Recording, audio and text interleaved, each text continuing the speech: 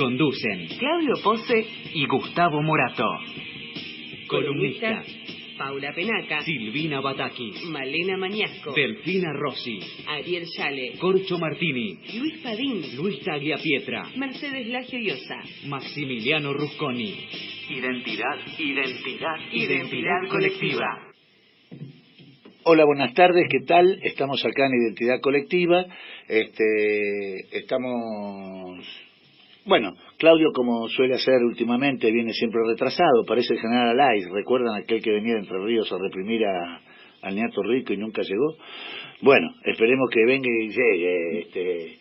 Estamos con Oscar, un compañero que ya es habitué en nuestro programa del Partido Socialista, y estamos con compañeros del Partido Socialista de Uruguay, con el licenciado Roberto Chiazaro, que es diputado nacional, representante nacional y que proviene del Partido Socialista, y con Manuel Vázquez, que es asesor en relaciones internacionales, precisamente porque el compañero Chiazaro está precisamente en esta cuestión de relaciones internacionales, ¿así? Hola, ¿qué tal? ¿Cómo les va? Bueno, muy bien, le agradezco mucho la invitación que nos dan por poder participar en este programa. Es un gusto siempre estar en Argentina, estar compartiendo con los hermanos argentinos, y creo que los dos estamos pasando por un proceso muy similar, porque el mismo día, ¿verdad?, 27 de noviembre, tenemos elecciones. En lo que respecta a nuestra experiencia, Frente Amplio, nosotros vamos por el cuarto gobierno.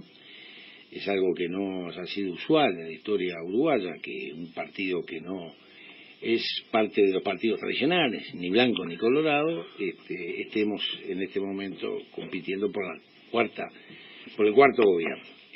Nosotros en este momento tenemos un candidato que ha sido electo en las elecciones primarias nuestras, que es el compañero Daniel Martínez, que es miembro también del Partido Socialista del Uruguay. Y la expectativa que nosotros tenemos es de que vamos a ganar el cuarto gobierno. Obviamente va a tener que haber indefectiblemente una segunda vuelta. Nosotros no vamos a obtener la mayoría. En Uruguay la mayoría se obtiene con el 50% más uno del voto. Muy difícil, ¿no? Es difícil, pero nosotros en nuestro primer gobierno lo logramos, ¿verdad? Claro. Con Tabaré, el primer gobierno de Tabaré, Tabaré, tuvimos claro, sí, esa mayoría abrumadora. Nosotros veníamos saliendo de la crisis del 2002 y había un convencimiento de que la izquierda estaba en condiciones y que podía conducir los destinos del país. Y por cierto que sí, que lo hemos hecho, creo que lo hemos hecho muy bien. Y en este momento nosotros estamos rankeando en torno del 40% del electorado. Pensamos que vamos a ganar con un 43, 46, 45%. Todos son especulaciones las estadísticas, ¿verdad? Porque vieron que las encuestas...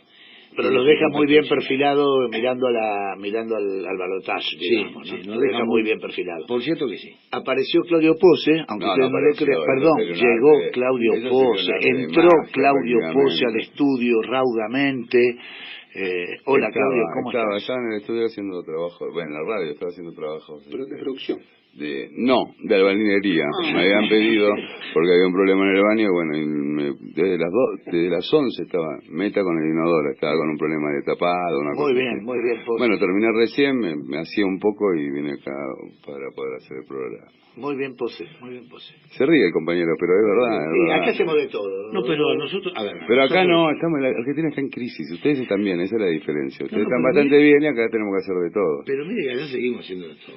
Por ejemplo, acá, ahí mire, el operador, el productor, está haciendo unas milanesas para vender afuera ahora, a ver si se puede hacer, mientras está haciendo, produce, viene un poquito, frita, y tenemos que rebuscárnosla. Tenemos que rebuscarnos. Sí, yo lo comprendo. Sí, lo comprendo. Sí, ¿cómo es el tema ya que estoy ahora? Primera pregunta. Sí. ¿Cómo se construye? Nosotros los peronistas, yo soy peronista, ¿no? Primera pregunta, ¿es mito o es verdad que los uruguayos no quieren de los peronistas? Esa pregunta no se la iban a hacer, no se la bancaban. Yo venía ya con la pregunta, mientras estaba con el inodoro pensando, se la voy a hacer la pregunta, ¿es verdad o es mentira? Y segunda pregunta, ¿cómo se mantiene tanto tiempo un frente? Los peronistas somos frentistas, trabajamos siempre desde sus inicios mismos en los frentes electorales y después tenemos problemas, nos vamos, venimos. ¿Cómo se mantiene? ¿Cómo se puede eso de convivir tanto tiempo tiempo ya van a ir por el cuarto periodo, ¿no? Bien, con respecto a la primera pregunta, Sí. que es una pregunta urticante, si los uruguayos políticamente tenemos, digamos, un rechazo por los peronistas. Yo diría que no es así.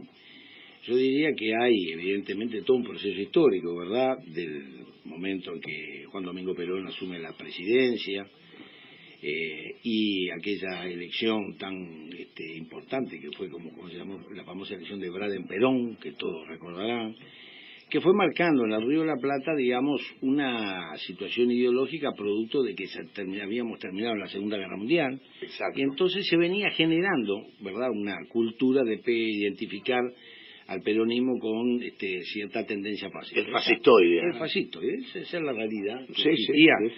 en aquel momento, y en el Río de la Plata eso pautó. Evidentemente los procesos históricos por suerte cambian, y a lo largo de todos estos historia que hemos tenido en común, uruguayos y argentinos, que hemos padecido en distintas etapas los males del neoliberalismo, que hemos visto la necesidad de construir una América Latina unificada, que hemos buscado la construcción o reconstrucción de la patria grande, nos ha llevado a ver que lo importante cuando uno está trabajando en procesos políticos de largo aliento tiene que pensar básicamente en aquello que nos une y no en aquello que nos separa. Y nosotros, y ahí voy a la segunda pregunta, en la izquierda uruguaya estaba caracterizada básicamente desde sus inicios. Fíjate que el partido nuestro es un partido centenario, nosotros nacimos en el 1912. Es un partido que en aquel momento, te estoy hablando del año 1971, veníamos de pasar un gobierno que le llamamos el Pachecato, de un presidente Pacheco Areco, sí, señor. Pacheco Areco, donde prácticamente vivimos de medidas de seguridad en medidas de seguridad, y donde la práctica democrática era realmente muy tenue. Interesante, igual, te hago una interrupción. Dale, con mucho gusto. Porque en el ataque que sufrieron las democracias latinoamericanas, ahora, estos años, con las persecuciones judiciales y demás, hay un poco de pachequismo, digamos, ahí, ¿no? Viste que es, porque eso fue una especie de innovación en los golpes institucionales, ¿no? Bueno, sí. ¿No? Lo que se intentó hacer con Guido acá en el momento, ¿no? Que acá se intentó con Guido, pero el milico de acá enseguida dijeron, pongamos un coso, y se aburrieron, enseguida pusieron los tanques en la calle. Pacheco era una mascarada institucional democrática, y en realidad era una falsa. Está muy interesante. Es muy eso. interesante lo que tú decís, porque hoy por hoy vemos que los golpes de Estado no son militares. No son militares, y Pacheco fue uno de los primeros intentos, esas cosas. Exacto. Y vos fíjate que el otro día tuvimos el horror de que Temer nos dice que en realidad la destitución de Dilma, el impeachment, fue un golpe de Estado. Es insólito. Entonces, fíjate todo eso que nosotros... Temer lo reconoció. Temer dimos un golpe de Estado. La verdad, ¿saben qué? Tienen razón todos ustedes cuando ustedes dijeron esto es un golpe de Estado, están violando la democracia en Brasil. Dijeron, no, esto es un impeachment. Me acuerdo que nosotros en las discusiones que tuvimos ahí con los partidos blanco y colorado, ¿verdad?, que es la derecha de nuestro país, nos decían, no, esto es un impeachment, acá hay un auténtico proceso judicial que demuestra que Dilma cometió una cosa... Aparte una pavada, ¿no? Pero, Era una pavada. favor. Ahora, ahí, ¿puedo seguir con el tema histórico, que es un tema... Pero igual voy a decir, porque parece que estoy... Y ahora vamos a dejarlo hablar al Partido Socialista Argentino también, acá, al amigo, Partido Socialista de la Argentina. Sí, ojo, porque acá hay muchas divisiones. Entonces, PSA es otra cosa. Vamos a aclarar después para no... No, yo aclaré. No, quiero decir que mi padre es uruguayo. Por eso hago tanto... No quiero, ¿viste? Porque el argentino con el uruguayo es una relación... El porteño, vamos a decir, ¿no? Porque no es lo mismo toda Argentina que... Para los uruguayos no es lo mismo el porteño que el argentino, ¿cierto? Hacen una división que está bien hecha, según mi criterio. Pero quiero decir varias cosas. Una, el prócer más peronista, según mi criterio, que tenemos en la región, Artigas, es uruguayo, claro. Artigas, ¿no? El prócer más argentino que tenemos en la región, para según mi criterio, también es Artigas, con lo cual... Y su hijo adoptivo quizás sea una de las referencias simbólicas más interesantes, que es Andresito, claro, ¿no? Andresito. Que fue gobernador de Corrientes, hizo cosas maravillosas. La bandera celeste y Misiones, blanca. Misiones, Corrientes, claro, esa, pero fue también gobernador de Misiones y de Corrientes, de Claro, los dos, claro. de las dos provincias. La bandera argentina con la franja cruzada roja, ¿no? Eso es Artigas. Sí, Artigas, Esa es la Liga Federal. No, perdón, estoy hablando de Artigas, claro, los pueblos libres. Los De eso pueblos estoy libres. hablando, de los pueblos libres, representados por Artigas, claro. Sí, no, lo que él decía, eso es cierto, la bandera cruzada de Artigas, pero Andresito en una cruzada por salvar el proyecto artiguista, la bandera de Misiones, si no me equivoco mal, es roja, azul y blanca, si no me equivoco la bandera de Misiones. ¿Podés googlear eso? Te lo pido, por favor, que nos está Y es explicando. No, el operador está en otra. Es la bandera de Misiones, que es la bandera de nuestra fuerza política. Ah, de la fuerza de ustedes. Claro. Mirá qué loco, claro. Y en homenaje a Andresito. Sí, Andresito, en realidad la bandera de Otorgués le decimos nosotros. Porque, que es el proyecto, es el proyecto artiguista, ¿no? Es el llamado proyecto artiguista, y a mí me tomó por sorpresa. Desaparecido, Andresito. Uno de ¿Eh? los primeros desaparecidos, ¿no? Andresito. Sí, claro. No se sabe el destino de su cuerpo, porque después estuvo preso en Brasil. Aparentemente, digamos, hay que buscarlo, no se sabe bien. Bueno, esta es la bandera, mira, acá está. Es así. Y la bandera de Frente Amplio. Ah, claro, es la bandera de Frente La Amplio. bandera de Frente Amplio. Y recordemos que Artigas, de acá del centralismo porteño, le habían ofrecido la posibilidad de la independencia uruguaya, manejándola él y demás, y Artigas se negó porque lo que quería era una confederación, ¿no es cierto? Una unión con libertades, ¿no? Sí. Bueno, Vos fíjate que la Argentina, que tiene un régimen federal, surge de este proyecto artiguista. Sí, sí. muy Uruguay importante. Aparte, un monstruo intelectualmente hablando, ¿no? Lean Artigas, por favor, era una cosa. Un luchador Uno que de los no primeros. necesitaba ser un luchador porque era un tipo muy bien Plantea, caudalado. plantea la distribución de las tierras de formas equitativas. Ah, sí. ¿No? Reglamento de tierras de 1815. Claro, mal llamado reforma agraria, digamos. el reglamento Mal de llamado reforma tierras. agraria. Reglamento de tierras. Reglamento de tierras, bien interesante es eso.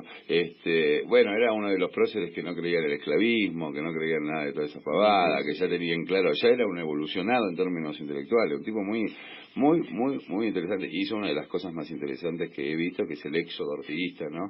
Eso de que el tipo se va y lo seguían las pobladas y dejaban sus casas, dejaban todo para seguirlo. Eso es emocionante. Mira, lo cuento pensándolo o imaginándolo, porque no hay ninguna imagen de eso, y es impresionante, ¿no? ¿Cómo no? Es muy cierto. Me gusta que sepa tanto historia uruguaya. Bueno, toqueteo un poco nada más, como Está toda la bien, vida. igual. Y ahora, y la pregunta más importante que hay que hacerle a un uruguayo es, por ejemplo, si soy de Nacional, soy de River. Y si soy de Peñarol, soy de Botero, ¿o no? Yo soy defensor. No, O sea, extraña, soy hincha de cuadro chico. ¿Viste? ¿y Ni de acá? Peñarol, ni de Peñarol. Ahora, ¿Y acá? Acá el cuadro que toda la vida a mí me gustó a muerte, la verdad, fue Independiente. Y porque cuadro chico, ¿está bien? Muy bien, muy bien. Muy bueno. Independiente por el... Qué mala. Independiente por la bandera roja. Por la bandera roja, ahí se notó un me poco recuerda al socialismo. de... Peñarol y River. Qué raro, es No, una mezcla rara. hay un caso emblemático que es Enzo Francescoli, que es el caso más emblemático de esa cosa rara. Mi padre es de Nacional y de River. Claro. Como si fueran, y ahí hay un encuentro, qué sé yo, bueno, es medio Vos hablemos de otro tema. Vos fíjate que River siempre cuando hace algún acontecimiento importante, cuando tiene que invitar a algún equipo de Uruguay, siempre lo invitó a Peñarol. Sí. O sea, Bueno, ¿podés seguir hablando de las cosas serias? Pero pará, cambió un Tenemos poco. un hincha porque- Boca. escucha, Tranquilo, Moratito. perdón, Moratito, pero vamos a empezar a hablar de después pavadas. llamamos a Mauricio y hablamos del tema de Mauricio, Angelici y todo eso. No, pero hablemos de temas Escuchá, serios. pero no, de que pavadas. termino de hablar del tema futbolístico que tiene que ver con lo de Peñarol. Y porque también tiene que ver que los referentes de nuestros países a veces son referentes de los dos países, ¿viste? Sí, ¿Qué sé yo? señor. Ponele, alguien puede negar que Jaime Ross es un artista que nos gusta a ambos. No, lo aparte sentimos de cada- este lado. Claro. O que en el caso del fútbol, Gallardo, que es ídolo en Nacional. Yo dije que no hablemos de pavadas. Acá, pero ¿qué ídolo de quién es? No, del Nacional. Ah, ¿El ídolo sí. total y absoluto no? Pero ídolo o sea que total. es una cosa que yo no sé si acá en Argentina se ha dicho, usted disculpe que es de Boca, pero... Usted disculpe. no, pero Gallardo tuvo una actitud notable con Nacional, porque él vino, vos fíjate, Su primera a jugar. experiencia. Pero él vino como jugador. Claro. Y sufre una lesión y prácticamente no pudo cobrar contrato. Gallardo tuvo la gallardía de no cobrar su salario. Y eso son cosas que quedan marcadas. Y después fue un técnico que creo que hace su primera experiencia con Nacional. Lo saca campeón. Exactamente. Entonces fue una experiencia creo que absolutamente positiva y demostró. Y más, la hinchada de Nacional pedía por favor que él no se fuese. Y bueno, hicieron una despedida extraordinaria. Hicieron una gran despedida. La gente podemos hablar todo el programa de esto, Vamos a hablar de Gallardo todo el programa, Gustavo. ¿Te parece? Es una gran idea porque la audiencia está ayer hubo una gran fiesta en River Plate, no sé si usted habrá estado, Morato, ahí. No, por favor. Te pido, por favor, paremos la pavada, dijimos, seguís hablando de River. Bueno, cortemos la pavada, me gustaba de esto. Hablemos de cosas serias, sí, gustaba una gran fiesta en River. River es una fiesta, porque es un canyengue. El canyengue, me gustaba esto de pensar los no es la palabra ídolos, porque yo viste que soy ateo, entonces tengo ahí sin problemas con ese tema, pero con los referentes de los artísticos, políticos, cuando se van empatando, ¿no? Entre Uruguay y Argentina, que es mucho más fluido que, por ejemplo, entre Chile y Argentina, que también somos limítrofes. Hay una cosa de mucho mayor. Siempre hubo más púa en el fútbol y demás, pero siempre fue un clásico rioplatense, pero nosotros tenemos mucha más afinidad con Uruguay que con Chile, obviamente, fuimos parte de la misma unidad política, cosa que con Chile nunca ocurrió. Nunca no formaba parte del Virreinato del Río de la Plata, no formaba parte de las Provincias Unidas, siempre la cordillera fue un factor de separación, mientras que el Río de la Plata fue un factor de unidad. De unión, nosotros peleamos para que Colonia, que precisamente el nombre es brasilero, Colonia dos Sacramentos, fuera de nuestro lado, el propio Montevideo, claro, también es brasileño. Usted sabe que esa fue una gran pelea que dimos nosotros para formar parte de este Uruguay, una especie de caramelo, siempre se lo quisieron quedar.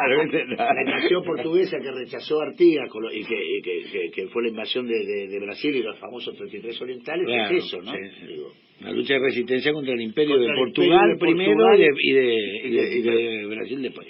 Pero una cosa que yo quiero decir que cualquier uruguayo cuando viene a la Argentina está en casa. Nosotros estamos. A mí me pasa lo mismo. Yo le digo el país. Cuando vamos a Uruguay nosotros también. Entonces la verdad que uno acá pasa muy bien, la gente es notable, y tanto los porteños como los del interior. Nosotros el trato en general es mejor, estupendo. Es más amable del lado uruguayo.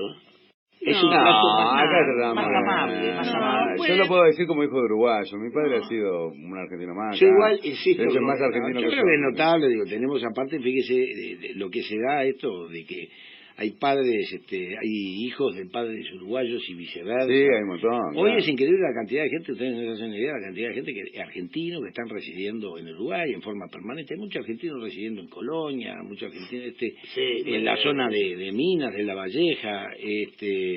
No, hay una... Voy a contar una anécdota que estaban hablando de fútbol, pero que no tiene que ver con el fútbol, tiene que ver con cómo cambian las épocas en esto del capitalismo, cómo ha entrado en el fútbol y lo ha globalizado y lo ha supercapitalizado, 125 millones de dólares, sí, 30 millones de dólares. Uno de los goleadores de Boca fue Severino Varela, histórico, el de la Boina y demás. Era uruguayo. Sí. Y cruzaba, pero lo interesante es esto, era empleado estatal en Uruguay. Claro. Y para no perder el empleo estatal en el Uruguay, se venía los días viernes y se volvía los domingos a la noche, después del partido. Esto es lo increíble que quiero traer a la atención. Entrenaba en Uruguay, supongo, a la tarde. Hay muchos pero lo que no puedo creer es la absoluta astronómica forma en que el capitalismo entró de lleno, porque estamos hablando de Severino Varela, goleador de Boca, ídolo de Boca, etcétera. El tipo se iba y venía porque era empleado estatal uruguayo, era un empleo estatal, no era para andar poniéndolo ahí en riesgo. Ahí cuando ganó Macri acá, sí. Mauricio primero, nuestro gran presidente, cuando ganó, que hoy dijo, viste la declaración de hoy, estaba hablando de una cosa insólita. Ahí se arreglaron una cosa acá en Olivo y me pusieron un aire de frío calor y yo no lo había pedido. Encima lo chorean, increíble, la nuestra, ¿no? Pero es una cosa, está en su peor momento. Bueno, yo quería preguntarles de una experiencia uruguaya, porque acá se está discutiendo, vino el otro día un compañero que es abogado, iba a poner el martes, supongo, que están haciendo un congreso acá.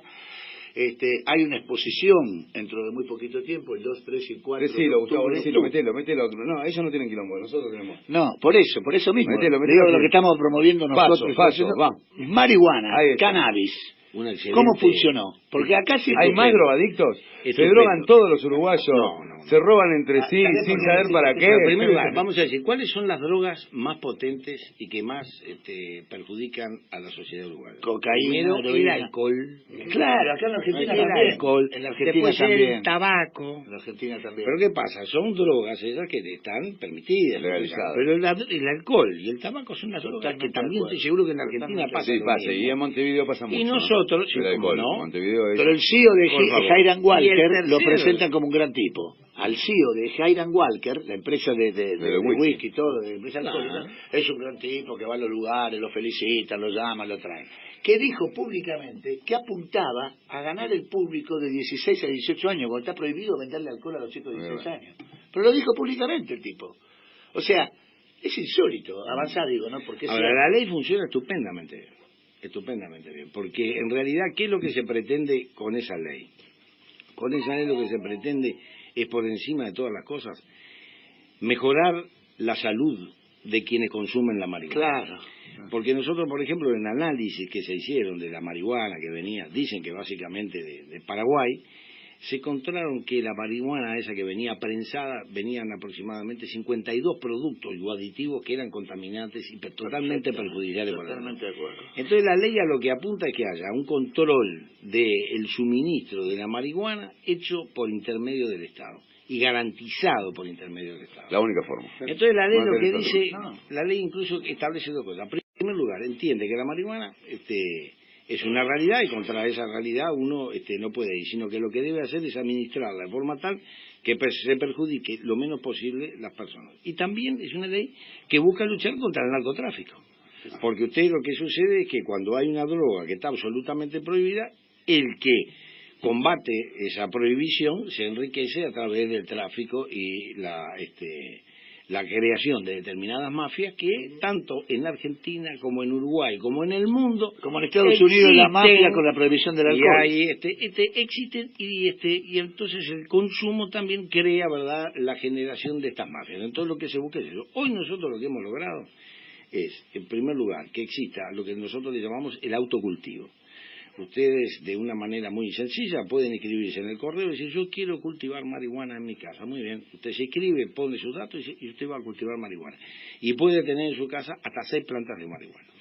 O podemos crear clubes, ¿verdad?, que también se inscriben, que pueden tener entre 15 y 46 plantas de marihuana. ¿Verdad? Basta, no, el operador ya se quiere ir a Uruguay. Pará un Quédate poquito, acá. no, parada. Ahora Quédate después acá. vemos cómo hacemos el viaje, tranquilo.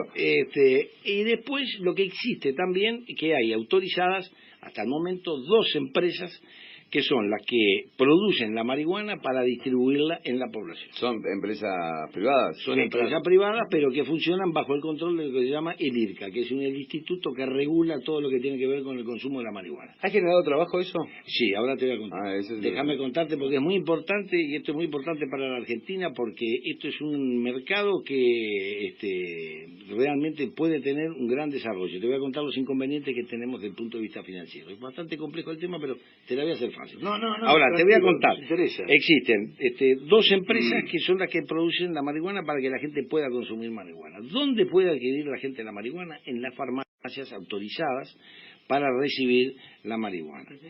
¿Cómo se puede acceder? Se puede acceder a través de un registro que se hace a través del correo y dice, bueno, yo quiero consumir marihuana, perfecto, usted se Una llama, cantidad tope por día. pero la cantidad tope es 40 gramos de marihuana por mes, que se suministra en bolsas de 5 gramos y el valor de la marihuana hoy es las 5 bolsas, los 5 gramos de marihuana están valiendo aproximadamente $1.40. Muy barato. ¿Pero cuánto? $1.40 los 5 gramos, es 100 muy pesos. barato. En el mundo se está conversionando, ¿Cómo la de Martín Cho? en el mundo más o menos el valor creo que está 3 o 4 veces por encima de ese valor. Lo que se busca es que la gente vaya a consumir. Que no tenga que buscar Pero mercado marginal. Pero ¿por qué queremos que consuma la gente? No es que digo, queremos que sean adictos, no. Queremos que el que es adicto consuma una droga que De está seguridad. de seguridad. Ahora, paralelamente a eso, estamos exportando marihuana, estamos exportando la flor, ¿verdad? Y eso se están desarrollando. Hay inversiones muy interesantes que se están dando en Nueva Palmira y ahora en Juan Lacase. Juan Lacase es una ciudad en el Uruguay que como... Nueva Palmira ubico, Juan, la otra Juan Lacase es más al norte sobre el río Uruguay. También sobre el río Uruguay, Sí, claro. señor. Correcto. Esta ciudad de Juan Lacase tiene un problema laboral muy grande porque varios emprendimientos industriales que habían allí cerraron y entonces se está estableciendo allí una empresa que va a ocupar aproximadamente 600 personas y que se van a dedicar a exportar marihuana básicamente a Canadá. Hoy Uruguay es el único país que tiene una ley de estas características y ojalá Argentina lo tenga también. Porque hoy por hoy nosotros más o menos estamos controlando el consumo de más o menos de 1/3 de la población. 1/3 de los habitantes de Uruguay que consumen marihuana, consumen esta marihuana, que entonces tiene determinadas garantías. Y sí, da trabajo.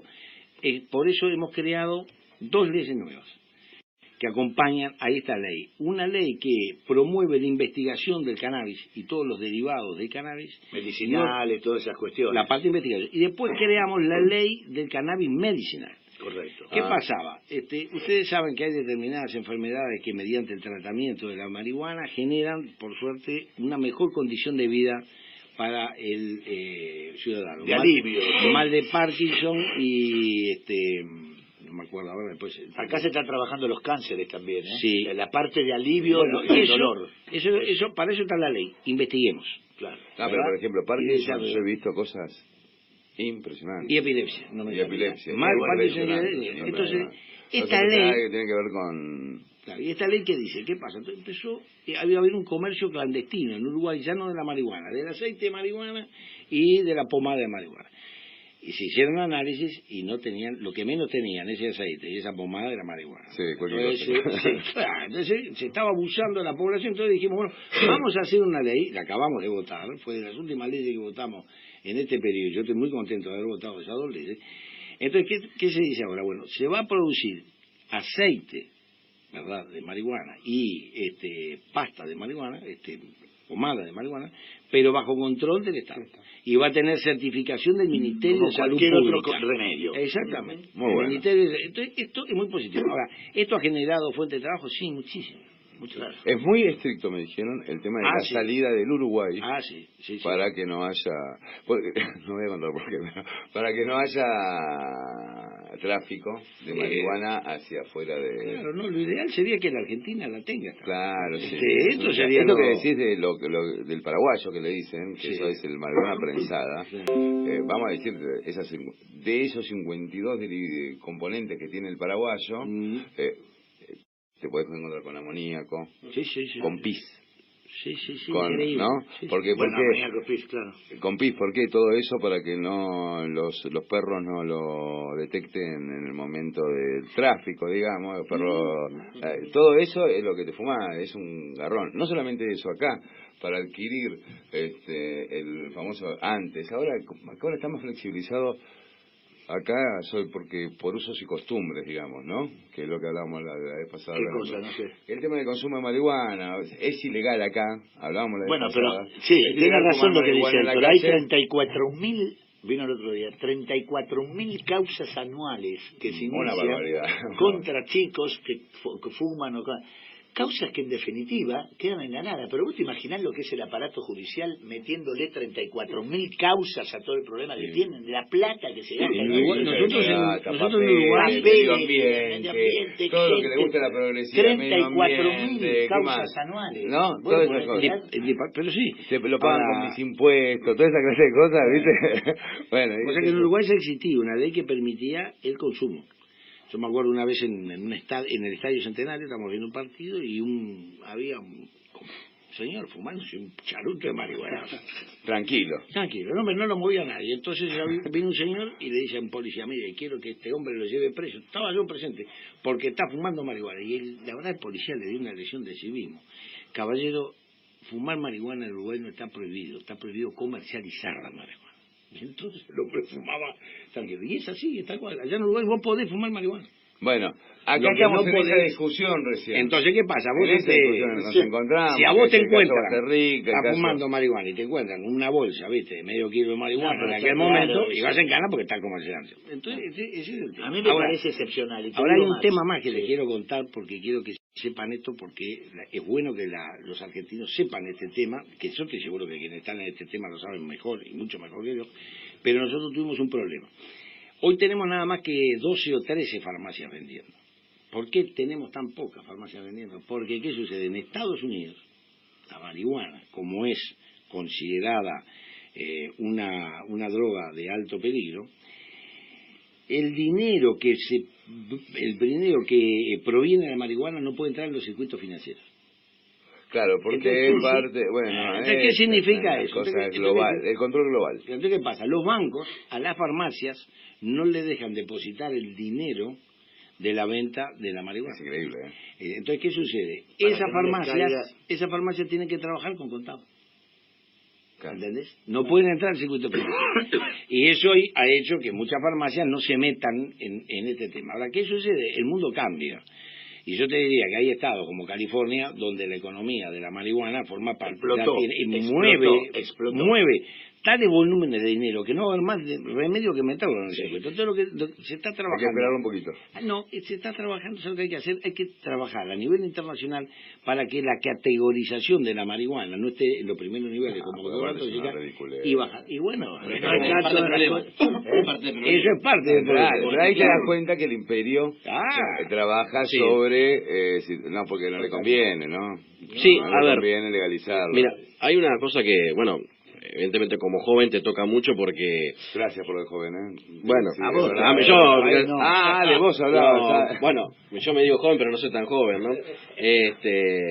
No, un poco, bueno, somos la generación que salió, yo nací en 81, salí de la dictadura, y era una época compleja también Uruguay, y digamos que nuestro umbral de diversión, bueno, transgresión, digámoslo así, era, bueno, tomar un vino en la calle, con algunos compañeros que podían fumar un cigarrito de marihuana, y había una persecución real.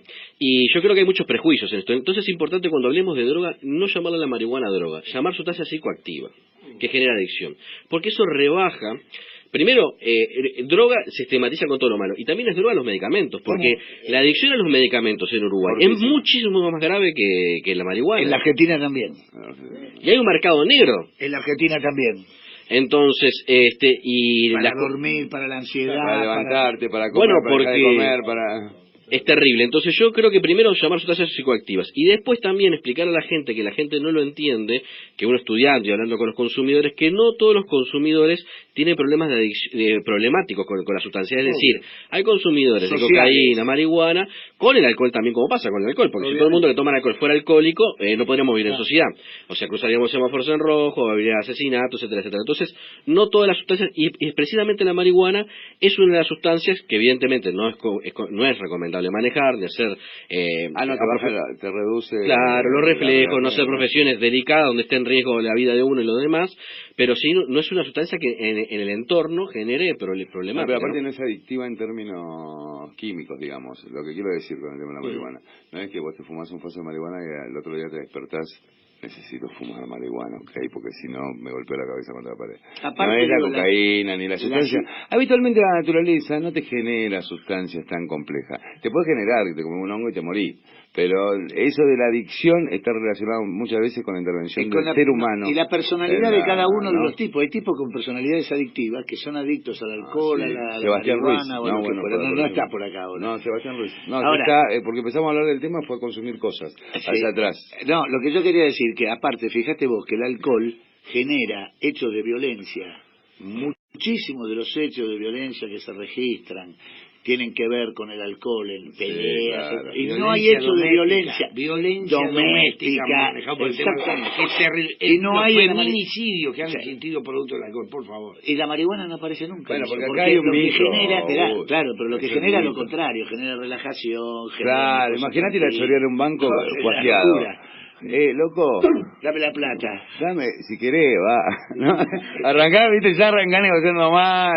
No, se te cae el revólver, un desastre, una cosa espantosa. Bueno, ahora sí, vamos a dejarle este final del programa porque ya nos quedan 40 minutos y Oscarcito es muy educado, como todo socialista.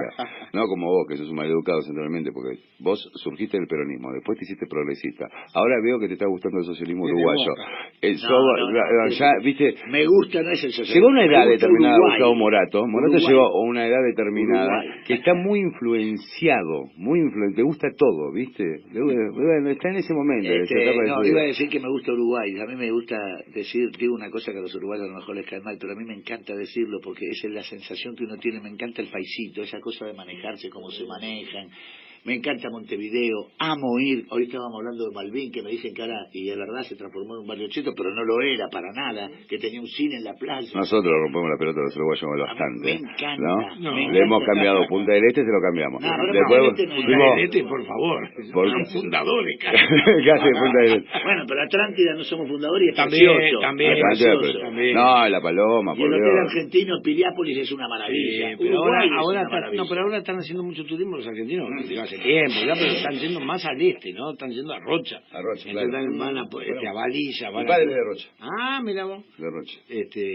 La José ruta atlántica Amorín. es muy linda. Amorín es una película Claro. vinculada a Borges también, ¿sí? Ah, claro, el poeta Sí, claro, uruguayo. por supuesto. No sé si Del tiene nada Partido que ver o Comunista, no. del Partido Comunista. No, entonces no tenía nada que ver. Ah, No, bueno. no, por favor. Primo Por de la duda, Borges, por la primo duda. de Borges. Che, y una vez un uruguayo me dijo, ¿no? Le decía, ¿cuál es la diferencia entre argentino y uruguayo? Y la diferencia que ustedes cuando preguntan la hora, preguntan cuánto falta. Nosotros, ¿qué hora es? Esa es la diferencia total. Y es verdad, cuando vos ves, por ejemplo, el único bocinazo que yo escuché la última vez que fui a Montevideo fue a mí, que estaba cruzando escandalosamente mal la calle por la mitad, en diagonal, ¿viste? Caminando solo y fumando cigarrillo y mirando para arriba. Después, la bocina no la usan, ¿viste? Es una característica de hecho, fueron categoría número 1 de, ¿cómo se dice esto? Cuando de ruido Decibeles, cero, ruido sí. cero, que tienen un control en esas cosas que es bastante bueno. Y nosotros, es una de las peores nosotros en Buenos Aires, en Corrientes y Esmeralda. ¿Sabía? Corrientes y Esmeralda. Es el momento del ruido más espantoso, más espantoso. Bueno, Tremendo. ahora sí, un mano a mano entre el Partido Socialista. Acá los De compañeros. los argentinos, De para los- no decir argentinos. Casi va a decir. Voy a aclarar esto. Sí, por favor. Está muy bueno. Voy a aclarar. Hay los más partidos socialistas que argentinos en este país, ¿eh? Quiero que lo sepan. No, yo te voy a decir algo. Mirá, pará. El celular, Uruguay. Con respecto a esto que vos decís, que hay más partidos socialistas que argentinos, no es cierto. Socialismo Somos hay los uno únicos. solo. Y somos nosotros, la Unidad Socialista El para la resto. Victoria. Ahí está. Los demás son infiltrados dentro del socialismo Que se dice. que hacen negocios con la derecha y negocian abismalmente. digamos. Acá es Roy Cortina, vamos a decirlo Roy Cortina, abiertamente. vamos a nombrarlo con nombre y apellido. Que no es la Roy primera vez Cortina. igual de Roy, ¿no? Vamos a decirlo, no es la primera vez de Roy, no es que Sí, te Roy sorprendió, no te sorprendió. No, me no, digamos los que los conocimos a Roy, no nos Chiquito. sorprendió nada Nada, de lo nada. que hizo, o sea, Es su un hombre muy acercamiento a abierto, Rodríguez Larrey. open min. El Exacto. tipo es muy con mente abierta, Sí, puede estar sí. con el socialismo, Aparte con los muy radicales, con los previsible. peronistas, con los... Muy Sí, previsible. te das Estábamos cuenta. esperando que jugara con la derecha abiertamente de la manera que lo hizo. Así que Bueno, listo, aclarado aclarado este esto, tema. Dale. yo quería decirle a los compañeros acá que está muy cerca del triunfo, porque si los uruguayos ven la experiencia argentina del neoliberalismo que tenemos con Macri, no van a votar al neoliberalismo uruguayo, me imagino. ¿Lo usan a esto en la Aprenderán- campaña? Sí, claro. Escuchá, Todos los días y escuchá a cada esto. rato. Escuchá esto, O sea, contale. aprenderán de lo que es Macri en Argentina, Bolsonaro en Brasil. Exacto. Calculo que verán esos reflejos, ¿no? Yo le estaba diciendo a ellos, te voy a ser franco, antes de entrar acá, y le dije, perdónenme si ofendo, porque lo último que quiero es ofender, digo, pero nosotros en la campaña hemos utilizado mucho el mal ejemplo de la Argentina, en el sentido de lo que es una experiencia del neoliberalismo. Y yo creo que eso ha repercutido mucho en los votantes uruguayos, lo digo de verdad, en el sentido de que la victoria para nosotros de los partidos tradicionales, tanto el Partido Nacional como el Partido Colorado, como una experiencia nueva que ha surgido como el Cabildo Abierto, implicaría la adopción del modelo neoliberal. ¿Sabés Entonces, qué es el Cabildo Abierto? Me mataste, esa no la tengo. entonces Cabildo Abierto. ahora te cuento lo que es Cabildo Abierto. Y entonces, Ya me suena facho mal. nosotros lo que tenemos es una experiencia que tuvimos en el 2001, no queremos volver a ver eso, y acá lo que está en pugna, que también lo está en Argentina, no me cabe ninguna duda, aquí lo que está en pugna son dos modelos. Exactamente, eso es lo que hay que comprender. Y eso es lo que hay que comprender, que son dos modelos. Y obviamente nosotros el modelo neoliberal no lo queremos comprar porque es un aspecto. Y hemos señalado, lo decimos, sin ningún problema, miren lo que pasa en la Argentina, y con nosotros hacen 3 gobiernos, y obviamente va a haber un cuarto gobierno que nosotros nos vamos a incluir en estas desviaciones neoliberales, que en última instancia cuando acaecen, lo que pagan el costo es el pueblo. Mirá, perdóname, mirá lo que dice la derecha uruguaya, dice Pablo da Silveira, ¿no? Si hay alguien en que en Uruguay se parece a Macri, es el gobierno del Frente Amplio. Bueno, Sí. está Macri para el cachetazo. No, Ya pero cuando Macri está para el cachetazo, que todo el mundo se despega. ¿Qué pasa? Cuando Macri ganó, la derecha uruguaya festejó con una alegría profunda. Claro. Profunda. Claro. Y ahora nadie recuerda esos momentos que vinieron a festejar con Macri, nadie es macrista. Todos se despegan de esta experiencia, que realmente yo creo que le ha resultado, con todo respeto lo digo, mal al pueblo argentino. Te hago una pregunta, Roberto, porque acá en la Argentina sabemos lo que pasó cuando estaba el kirchnerismo gobernando, se metió el partido judicial, los medios hegemónicos de comunicación han jugado fuertemente para que la derecha argentina se pudiera imponer electoralmente. Nunca había pasado en Argentina, sacando la época del menemismo, por elecciones democráticas, nunca había llegado un gobierno neoliberal al poder. Es una nueva estrategia imperial, ¿verdad? Tal cual. Te pregunto, ¿cómo es en Uruguay el tema de lo judicial y de lo mediático y los medios? ¿Cómo juegan? Mirá, yo te voy a hacer... Ya hubo un caso, si mal no recuerdo, ¿no? Nosotros honestamente tenemos claramente definida la separación de poderes y de momento no está jugando el poder judicial de la forma en que lo está haciendo. No obstante ello, hay algunas posturas con las cuales yo discrepo profundamente, yo y todo el Frente Amplio discrepamos profundamente con nuestra Suprema Corte de Justicia. Y tiene que ver con la prescripción o no de los delitos de lesa humanidad. Esa es una pelea. Y esa es una pelea muy grave, porque nosotros entendemos que, al igual que entiende todo el mundo, que los delitos de lesa humanidad no prescriben. Y la Suprema Corte uruguaya dice que sí prescriben. Esa prescripción lo que ha hecho es impedir que se avance en las investigaciones de la forma que se ha avanzado, por ejemplo, acá en la República Argentina, que para nosotros realmente es notable. A mí me emociona todos los días cuando aparece un nieto nuevo. Todo eso que ha hecho la Argentina nosotros no lo hemos podido hacer por esta postura de la Suprema Corte de Justicia. Por lo menos en la investigación, ¿no? Claro. Entonces, ¿qué nos está quedando a nosotros? A nosotros nos está quedando la investigación que estamos llevando a cabo sobre los enterramientos, ¿verdad? Que recientemente apareció otro cuerpo que todavía no está identificado, que se ha identificado sí que es del sexo masculino, y que se están haciendo investigaciones que en Uruguay no existen los medios, se están haciendo fuera del país. Yo no sé si se están haciendo acá en Argentina, porque Argentina en ese sentido es vanguardia y tiene unos avances realmente notables. Yo creo que se están haciendo acá.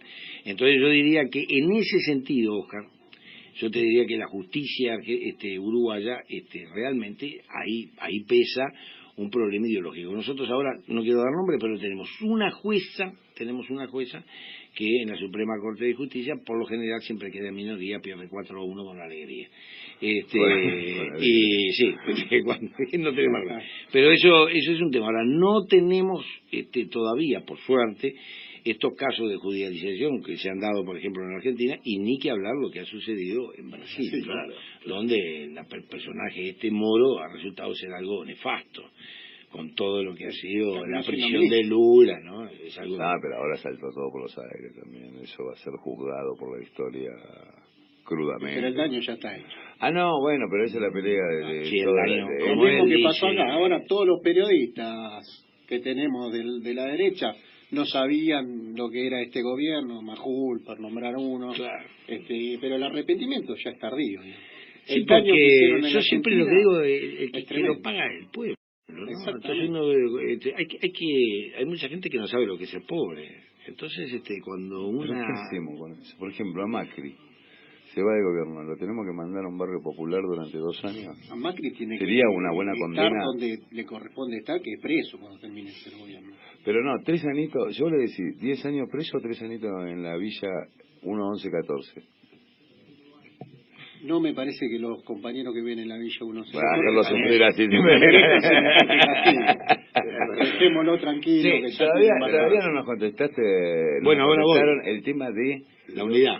No, a de ver, los medios, ¿cuántos son ustedes? 37 grupos.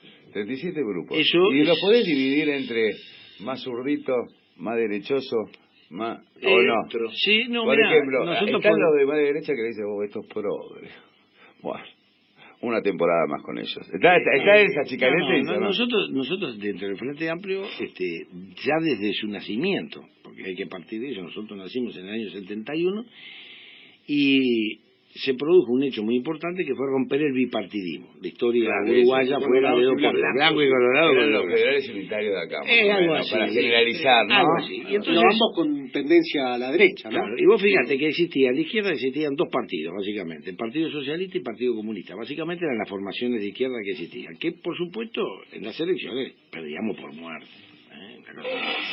Era una realidad, estábamos muy lejos. Entonces, nosotros tuvimos una suerte no, se trabajó para eso, en que antes de tener la unidad que están formando hoy la Fuerza de Izquierda, tuvimos la unidad sindical. Nosotros tuvimos la suerte de que muy tempranamente tuvimos una sola central sindical de los trabajadores.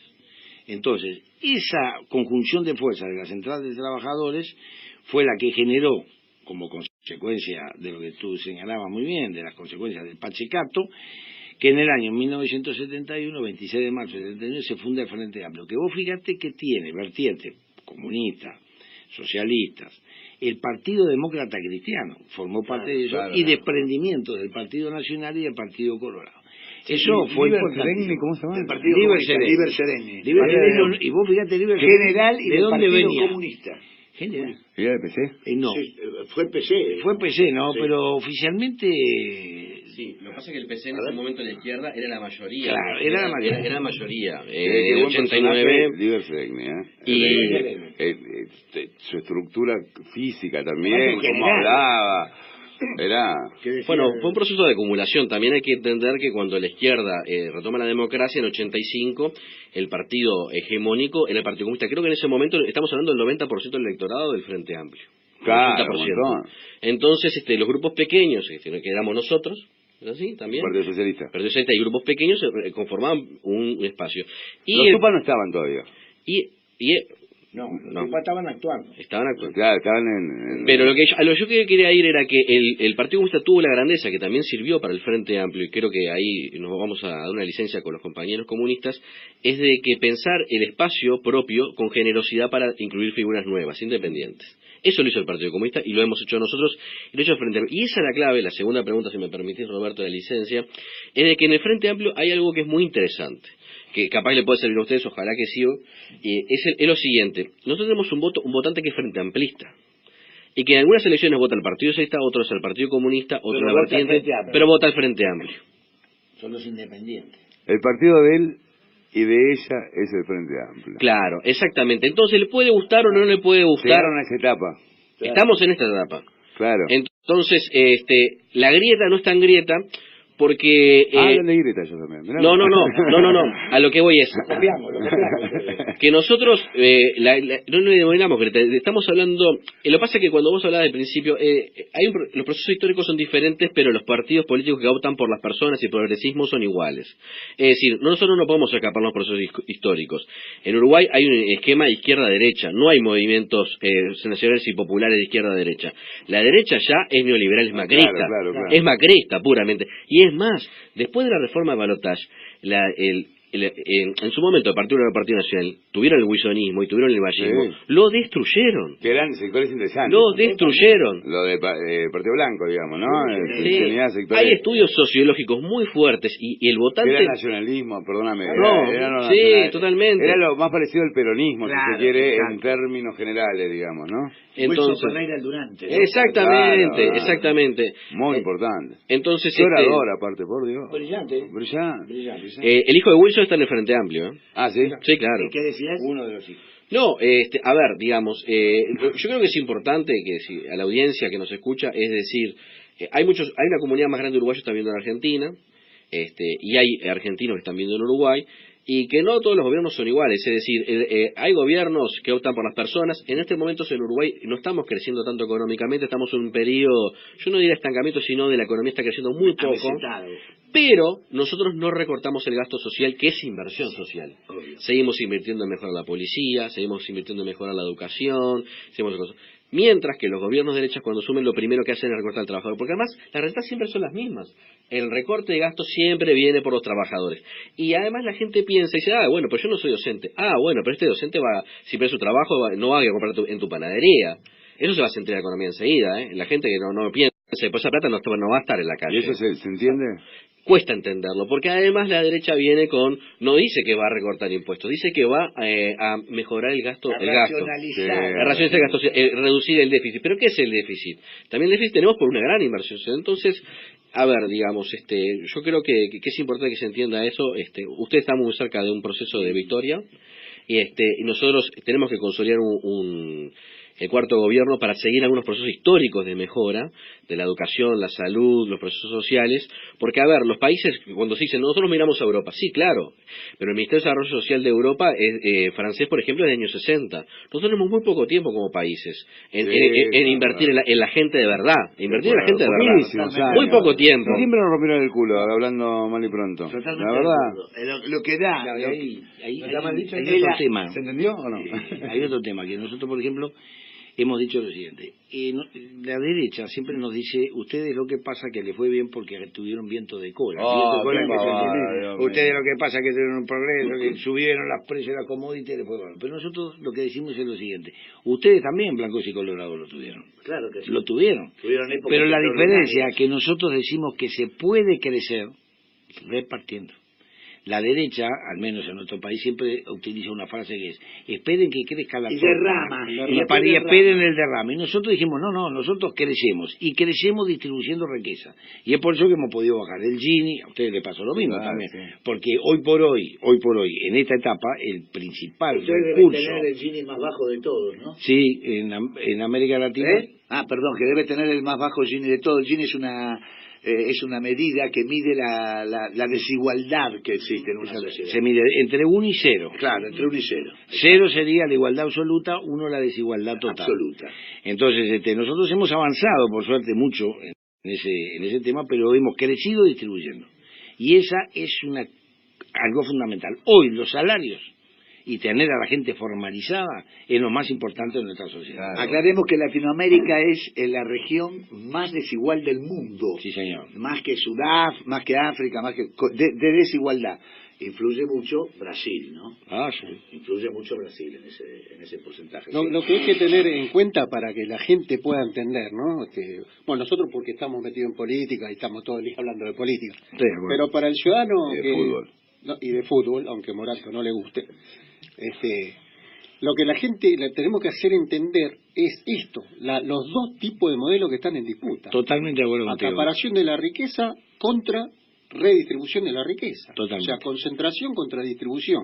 Ahí contra eso, digamos, ahí tenemos que centrar la discusión. Te mito que me parece que estamos en una etapa superior a eso, pero esto es para que lo hablemos en otro programa, inclusive más largo, con los compañeros invitados también. Yo creo que en algún momento determinado vamos a tener que... ¿Qué nos pasó a nosotros en los 12 años? Llegamos al tope de la distribución, no podíamos distribuir más nada, ya estábamos al tope y de la expansión y demás económica. La gente no lo entendió. No, pero digo en la práctica. Yo creo que en algún momento tenemos que debatirnos la riqueza. Sí, sin duda. La riqueza. Yo estoy convencido de eso, que tenemos que ir hacia esa etapa, no de la distribución. Ya entendemos que la distribución tiene que ser lo más equitativa posible, en los casos así muy peronistas neomarxistas como soy yo, una distribución igualitaria, en el caso de otros menos igualitaria, no importa, pero ya lo entendemos el concepto. El tema es que hay como una verdad revelada que dice que únicamente unos pocos pueden ser los dueños de las cosas. Eso en algún momento lo tenemos que discutir. En algún momento lo tenemos que debatir. Totalmente. En algún momento tenemos que salir de ese miedo de debatir las cosas.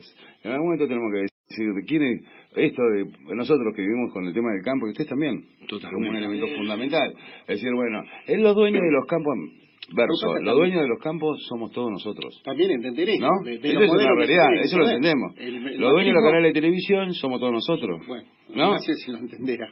Eso hay que empezar a explicarlo, pues, ¿no? El macrismo lo que viene a imponer un modelo agroexportador que deja afuera 13 millones de argentinos. Claro, yo creo que hay un tema también que está muy bueno recordarlo acá y que tiene que ver con el tema de la materia tributaria. Exactamente. Y ahí uno se pone a pensar en quién, ¿no? Siguiendo la línea de razonamiento de él, uno se pone a pensar en Piketty, que habla, este autor habla de que él dice, la herencia realmente es hoy por hoy lo que está condicionando el tema del futuro de la población. Entonces, las herencias que se van recibiendo y acumulando hace que la concentración de la riqueza cada vez sea mayor.